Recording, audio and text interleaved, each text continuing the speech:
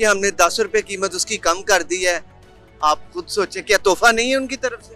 तोहफा एक महीने का क्या तोहफा होता है, बाद में 20 रुपए बढ़ा देनी है, फिर जलालत, इंसान के लिए जलालत ही है, और क्या हो सकता है ये। सर अब तो हर बंदे की जरूरत है बाइक और गाड़ी तो चले नहीं अफोर्ड लोग कर सकते, बाइक तो हर घर में होती है।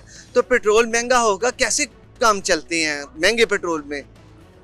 बस ऐसे ही है, पेट्रोल अगर बाइक भी है तो लोग बचत कर रहे हैं, फिर भी बचत हो रही है कि जितना भी हो सके ना। जैसे अब मेरा घर है इधर पिंडी स्टाफ है, अच्छा। तो मैं एम्पोरियम जॉब कर रहा हूँ, ठीक है, तो मैं रिक्शे पे जाता हूँ, ठीक है। आगे मेरे बाइक नहीं लेके जाते? बाइक नहीं लेके जाते। क्यों भाई?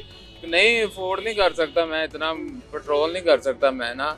देखिए अब इन्होंने 10 रुपए कम किया है, 20 रुपए ज्यादा इन्होंने कर देना है,